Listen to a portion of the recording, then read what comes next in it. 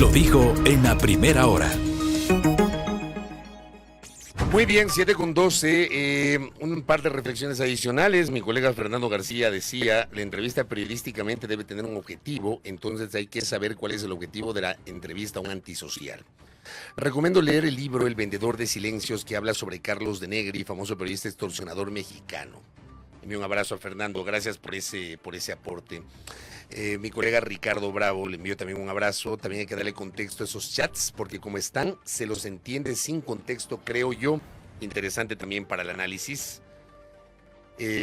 Acá me dice la doctora Jaramillo, hay chats en donde el abogado de Norero le dice que tienen a toda la Corte Nacional y los precios de las sentencias son elevadísimos, la Corte Nacional de Justicia debería pronunciarse y no lo ha hecho. Bueno, hablemos de los chats y hablemos del caso Metástasis. El jurista Pedro Granja visita nuestra mesa de trabajo. Él es abogado y le queremos agradecer por su presencia físicamente aquí en la cabina de Armónica FM. Doctor, bienvenido, ¿cómo le va? Muchísimas gracias, Fabricio. Gracias por la invitación. Un saludo a todos sus oyentes. Gracias, doctor. A ver, empecemos por el tema de los chats. Okay. ¿Cuál es el valor que usted le ve a la difusión, a la liberación de estos chats por parte de la Fiscalía General del Estado? Sí, primero, todos conocemos en estricto derecho que la pena es la consecuencia, es un puente entre un delito, un ilícito punible y evidentemente tu presencia en la cárcel, para hacerlo lo más fácil posible. Eso lo entendemos como culpabilidad. Ahora, ¿cómo lo entiende Diana Salazar? Allí hay un gran problema. El tema es que si lo que impera en el Ecuador es el derecho penal de acto, ¿ok?, o lo que impera es el derecho penal de autor.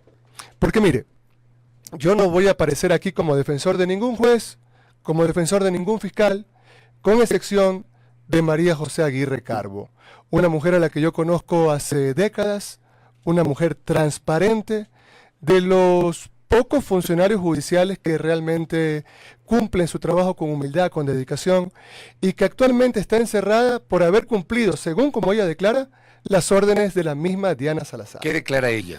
Bueno, ella está diciendo que antes de pronunciarse en uno de los casos que tienen que ver con Norero, ella le consulta a Yanina Villagómez, la persona de confianza de Salazar en Guayaquil, la fiscal provincial del Guayas, quien a su vez llama en su presencia a Diana Salazar y le dice, continúe, que lo que está haciendo está bien. Luego, se dice en audiencia, mi querido Fabricio, que María José Aguirre Carbo habrían chats en los que ha recibido un supuesto collar. Mentira, no hay ningún collar, por ningún lado. Entonces, cuando es mentira la verdad, los abogados tenemos que preocuparnos, porque la fiscal general merece muchísimo respeto, tiene que actuar conforme al debido proceso, pero nadie la ha designado diosa del Olimpo, no puede hacer lo que a ella le apetece.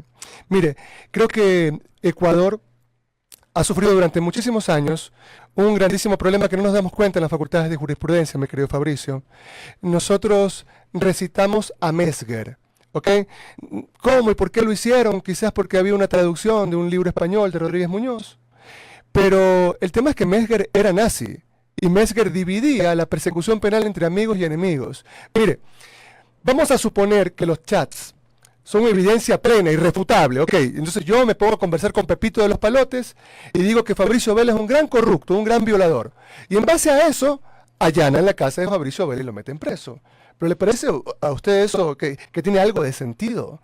Mire, vamos a suponer que los chats son prueba irrefutable, para meterlo preso, por ejemplo, a Wilman Terán, el presidente de la Judicatura. ¿Ya?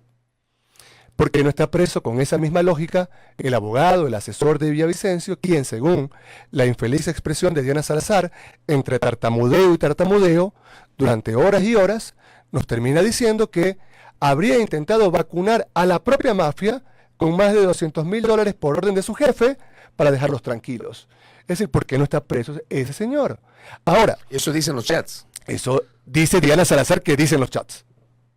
Eso lo dijo en la audiencia. No, dijo en la audiencia, claro, los que pasamos toda la madrugada escuchándola, le repito, entre tartamudeo y tartamudeo algo se le entendía de español. ¿Ya? Pero eso es gravísimo. ¿Ya? Y eso demuestra la gran selectividad de la fiscal Diana Salazar. Yo le pregunto públicamente, mire, yo le tengo un grandísimo respeto, señora fiscal, pero con la lógica que usted utiliza para encerrar a Wilman Terán, debería estar encerrado el abogado de Fernando Villavicencio, quien, según usted mismo está diciendo, habría intentado vacunar a la propia mafia. A mí me han enseñado durante muchos años de estudio, yo estudio la Andrangheta, estudio la Sacro Corona Unita, la estudio en serio, ¿no? Estudio el crimen organizado en serio. Me han enseñado que a esta gente hay que respetarla porque son muy malos, ¿ok? Ahora, vamos rápidamente, mire, a las pruebas, por ejemplo, contra Wilman Terán, que le han encontrado una botella de whisky barato, Johnny Rojo. Esto demostraría que es un alcohólico, por lo tanto un incompetente. Debe ser motivo de juicio político, es un negligente, pero eso no es delincuencia organizada. Sigamos. Que le han encontrado algunos dólares en su casa, tendrían que meter presos a toda la burguesía ecuatoriana, porque desde el feriado bancario la gente no le tiene mucha confianza al sistema financiero. Eso puede ser cualquier cosa, mi querido Fabricio, pero no es delincuencia organizada. Sigamos. Que han encontrado una evidencia de un pago de $450.000 de Noriero a Terán y a otros jueces para conceder un habeas corpus. El habeas corpus fue negado. ¿Ya? Entonces, ¿pero cuál es la evidencia más allá de ese pago de $450.000? No, solamente se lo dice, hay un framing, un encuadre informativo. Mire, usted es experto en esto, mi querido Fabricio. Yo no me voy a poner a discutir con usted de temas periodísticos. Yo respeto a cada profesional. Pero lo que yo veo como ciudadano, ¿no? Estoy almorzando, por ejemplo. Yo no veo televisión nacional, pero estoy almorzando antes de dar una conferencia en Ibarra que me habían invitado. Y el hotel tenía puesto allí Ecuavisa, Hotel Amazonas. Yo no veo esos canales, nunca los veo. Estaba obligado a verlo. Y entonces presentan a Wilman Terán, todo histriónico como es, ¿no es cierto? Haciendo las manos y las caras medias raras que hace. La gran noticia contra Wilman Terán, 20 minutos. Metiéndose los dedos en la boca, en la nariz, por todos lados. Después la noticia del Contralor, del nuevo Contralor, como un gran señor, saludando, tranquilo, felicitando a todo el mundo. ¿Se da cuenta cómo allí empiezan a plantear una narrativa que evidentemente les conviene a los grandes canales de televisión? Que son los que terminan diciendo, Wilman Terán lideraba una gran red de corrupción. Wilman Terán sería alias el diablo. Mentira, revisemos bien los chats. No es que a mí me gusta leer mucho, Fabricio. Y el diablo es otra persona. ¿Ya? ¿Quién es el diablo? No sé, pero mire, es que si yo lo digo, o me terminan matando, o me terminan allanando la casa. Pero la prensa internacional, la prensa seria que hay en este país, debería revisar todos los chats completos. Porque cuando la verdad se la presenta en pedacitos, en retazos, es una gran mentira. Mire, más allá de la pirotecnia judicial, del espectáculo teatral del allanamiento, aquí lo que hay evidentemente es un engaño brutal al pueblo ecuatoriano, al que siempre le ven la cara de Gil. Se dice que hay un gran golpe al narcotráfico. Capturan jueces, abogaditos que se hacen ricos de la noche a la mañana, fiscales, capturan policías, inmediatamente salen en libertad los policías, los jueces, los fiscales, salen en libertad, todo el mundo se queda solamente Wilman Terán. ¿Ya? Hay un gran golpe al narcotráfico, nos dicen, y no hay ningún narcopreso. ¿Ya? Como siempre pasa en este país, mire, aquí se lavan 6.000 millones de dólares al año. ¿Usted cree que esa plata se lava en una pizzería, en un banco del barrio, en la tiendita de la esquina? Se lavan en grandes instituciones financieras.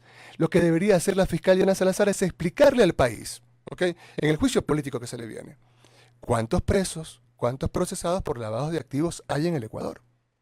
Es que eso tiene que explicarnos. ¿Ya? Nadie la va a salvar del juicio político. La mamarrachada que quería hacer Lucio Gutiérrez, que debería comprarse una ley orgánica de la función legislativa. Esto de anular el juicio antes de que empiece. Mire, esto nos puede provocar risa, nos puede provocar una simbiosis de hilaridad, de indignación, de mucha náusea, tristeza, ¿ya? Vale para un guión cómico de Netflix, pero no para ejercer seriamente el debate en este país. Al final se dieron cuenta y ayer no presentaron, ni siquiera se les ocurrió presentar esa moción. Lo que hizo la Asamblea fue emitir una resolución de apoyo a la fiscal, pero no se les ocurrió plantear una moción de archivo. Claro, pero mire, lo que tienen que hacer... Se dieron cuenta de que la ley no les permite, no les franquea. Pero lo que quiero decirle, Fabricio, es en las palabras más tranquilas posibles. Tipo penal, queridos estudiantes de Derecho, desde 1906, cuando Belling, hace la descripción, es mera descripción fenomenológica de un acto u omisión que causa una lesión a un tercero. Es decir, dentro de la heteroadministración de los bienes que uno hace, de la autoadministración de los bienes que uno hace, tiene que haber una lesión a un tercero. ¿Cuál es la lesión que ha provocado, por ejemplo, Terán o María José Aguirre al Estado ecuatoriano? Ninguna.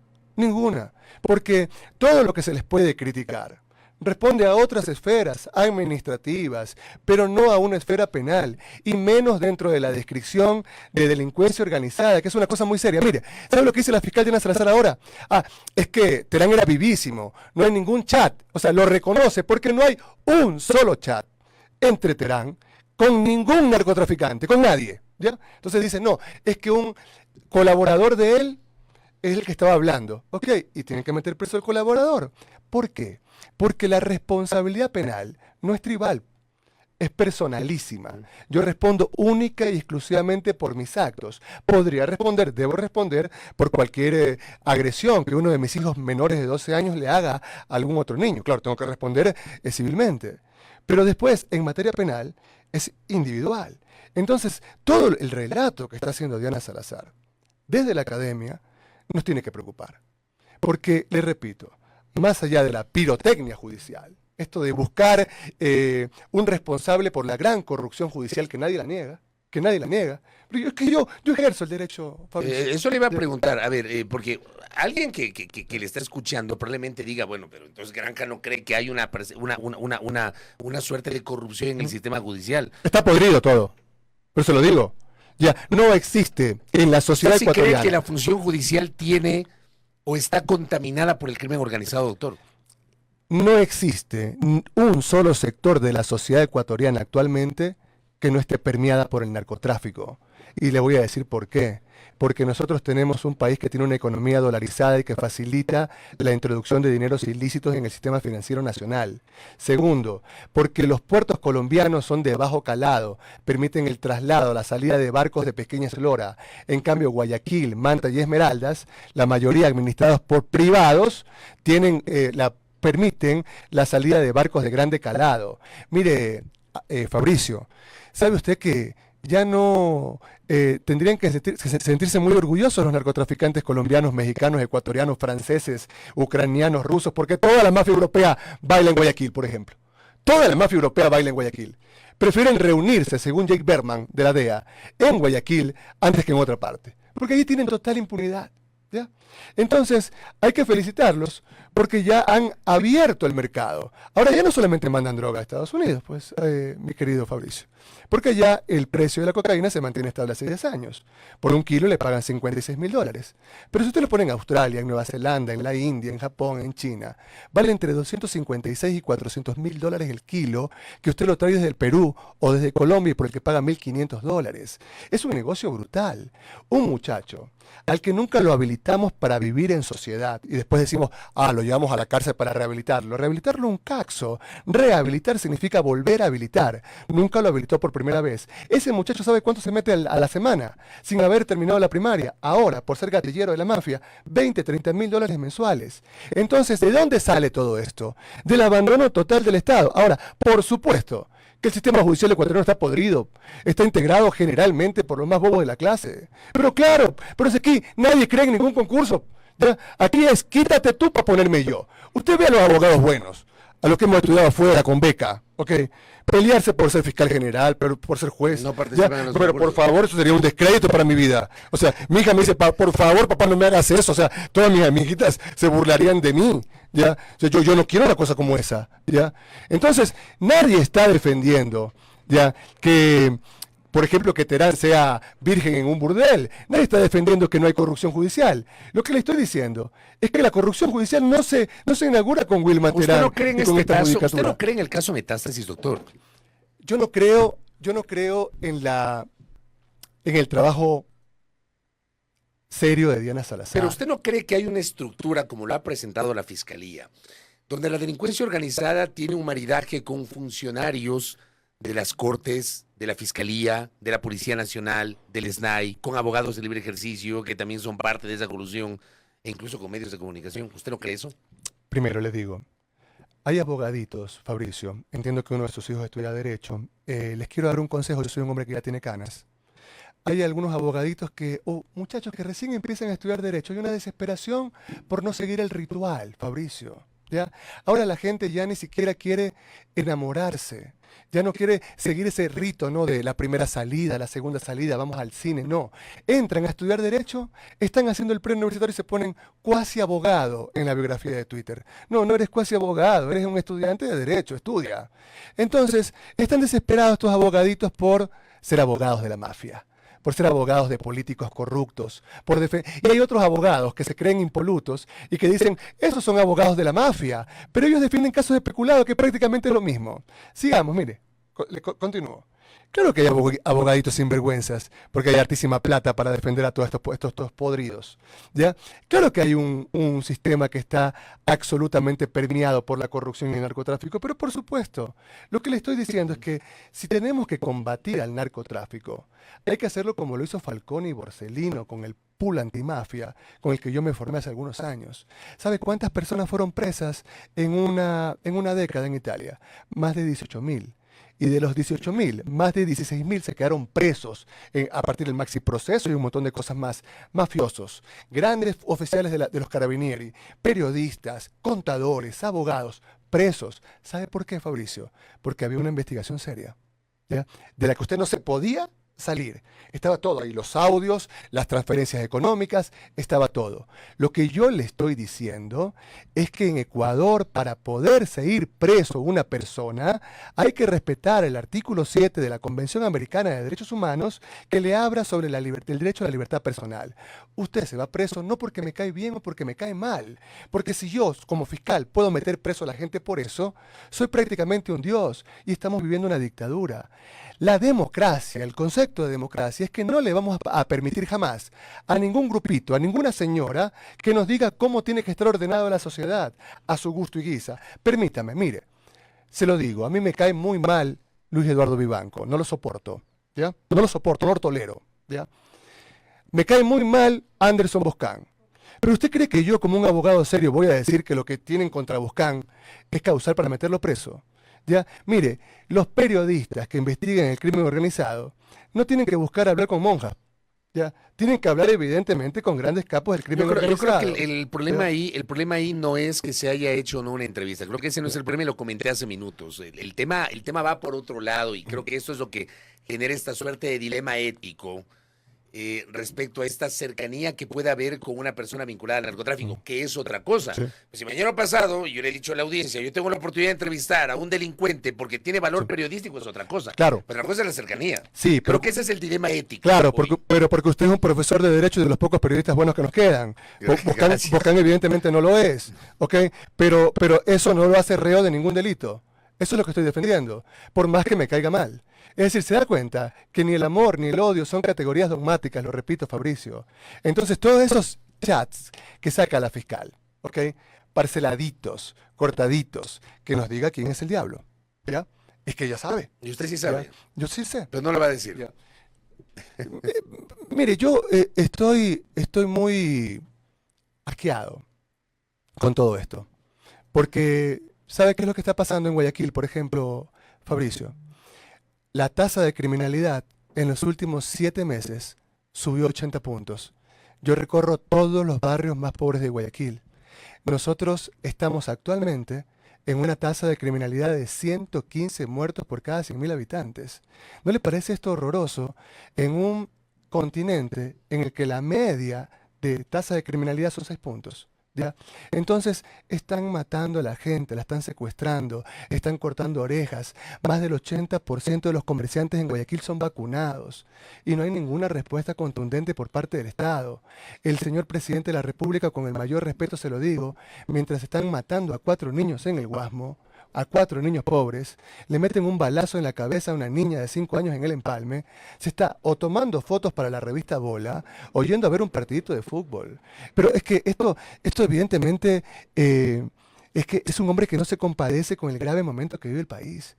Y mientras tanto la fiscal general está persiguiendo a unos que no le caen bien, justamente en momentos en que existía un concurso irregular, por supuesto, para elegir jueces de la Corte Nacional. ¿Usted cree que ese concurso, doctor, ya que toque el tema del concurso, ¿usted cree que ese concurso tenía que bajárselo, tenía que suspenderlo, tenía que volver a foja cero, hasta para no sé, revisar las denuncias de irregularidades en el proceso. ¿Usted qué opina de ese concurso? Yo creo que el único concurso que va a dejar tranquilos a los ecuatorianos es cuando no se elijan autoridades judiciales que saquen 10 sobre 20, porque cuando uno saca 10 sobre 20 se queda de año en el examen. Segundo, hay que hacer un concurso trayendo a los decanos de las facultades más emblemáticas de derecho del mundo, que vengan y uno se presenta al examen sin banco de preguntas. Es decir, que como la defensa de una tesis, y que eso sea transmitido por los canales de televisión nacionales de forma obligatoria, por Facebook,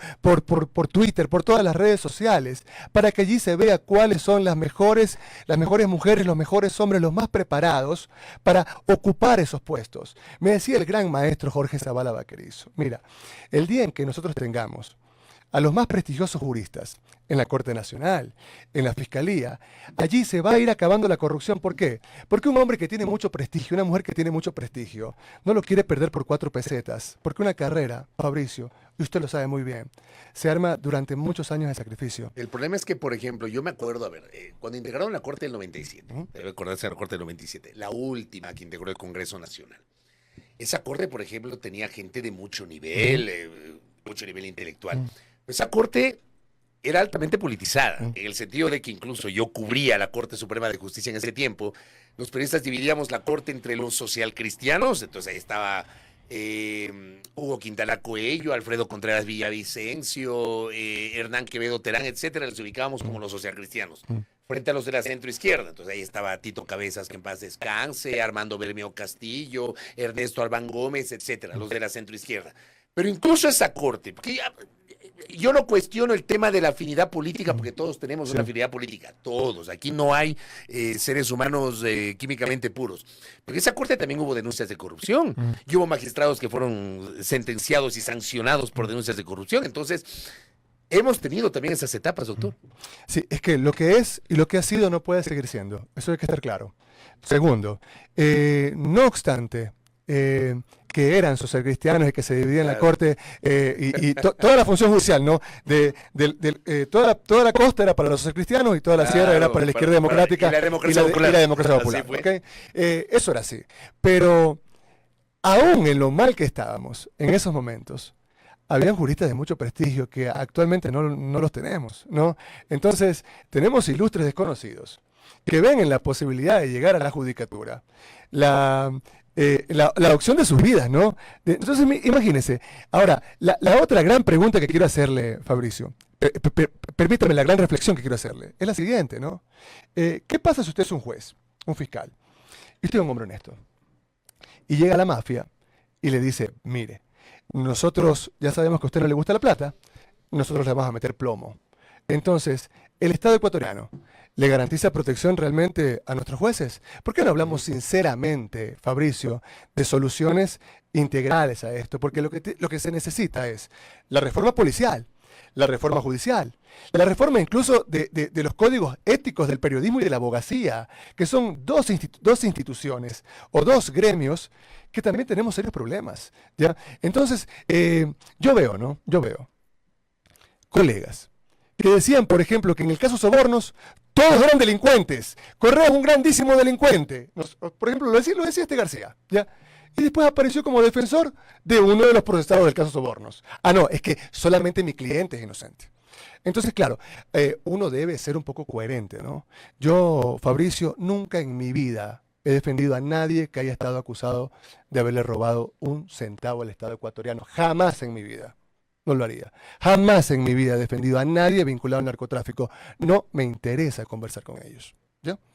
Lo que creo es que si el embajador norteamericano, Michael Fitzpatrick, ha dicho que en este país existen narcogenerales, narcojueces, narcofiscales, narcoabogados, narcopauteros al servicio del narcotráfico, él sabe perfectamente quiénes son y no nos da los nombres porque no están los nombres que él desearía que estén.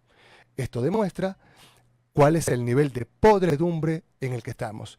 Y para eso se necesita una verdadera revolución integral que con las personas que están ahora, que defienden intereses de secta, no se va a dar. Doctor, gracias por el tiempo y por las Gracias reflexiones. a usted, mi querido Fabricio. Muy amable a Pedro Granja en esta entrevista, como es la característica de nuestro invitado, frontal justamente con su visión y su escepticismo sobre algunos de los elementos que se han mencionado respecto del caso Metástasis. El doctor Granja ha ratificado que sí, hay una suerte de podredumbre, pero ha marcado distancias con algunas de las cosas que se han dicho en torno a este caso. Para el debate y la reflexión. Primera plana. Todas las noticias, todas las voces.